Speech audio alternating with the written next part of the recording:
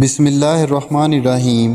روزانہ واقعات سننے کے لیے اس چینل کو سبسکرائب کریں۔ ایک یہودی کسی مسلمان کا پڑوسی تھا۔ اس یہودی کے ساتھ اس کا مسلمان پڑوسی بہت اچھا سلوک کرتا تھا۔ اس مسلمان کی عادت تھی کہ وہ ہر تھوڑی دیر بعد یہ جملہ کہتا تھا کہ حضرت محمد صلی اللہ علیہ وسلم پر درود شریف بھیجنے سے ہر دعا قبول ہوتی ہے اور ہر حاجت اور ہر مراد پوری ہوتی ہے۔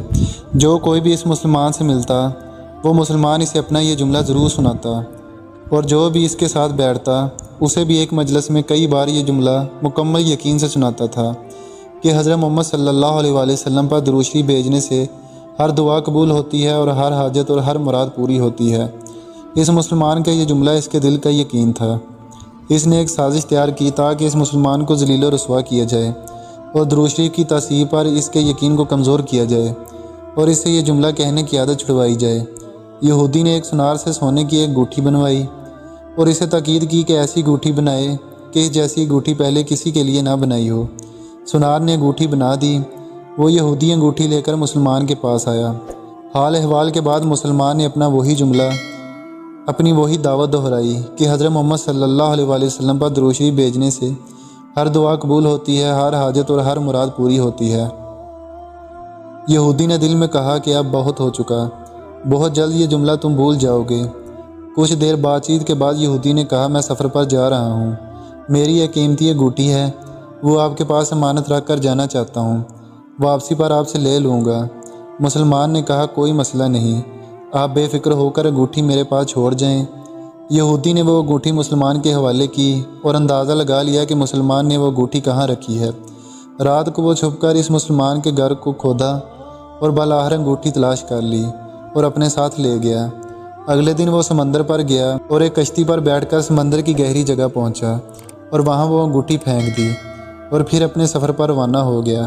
اس کا خیال تھا کہ جب واپس آؤں گا اور اس مسلمان سے اپنی انگوٹھی مانگوں گا تو وہ نہیں دے سکے گا، تب میں اس پر چوری اور خیانت کا الزام لگا کر خوب چیخوں گا اور ہر جگہ اسے بدنام کروں گا۔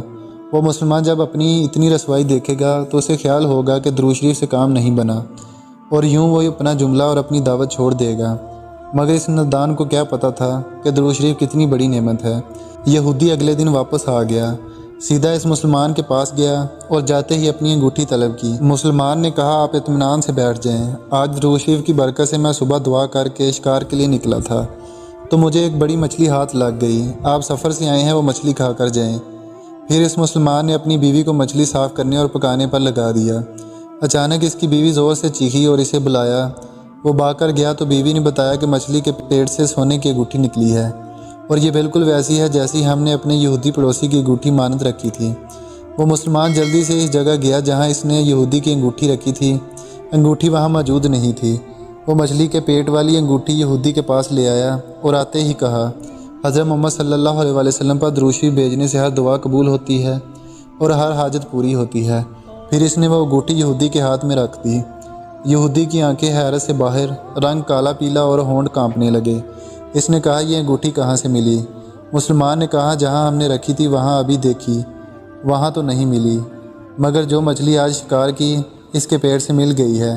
معاملہ مجھے بھی سمجھ نہیں آ رہا، مگر الحمدللہ آپ کی امانت آپ کو پہنچی اور اللہ تعالیٰ نے مجھے پریشانی سے بچا لیا۔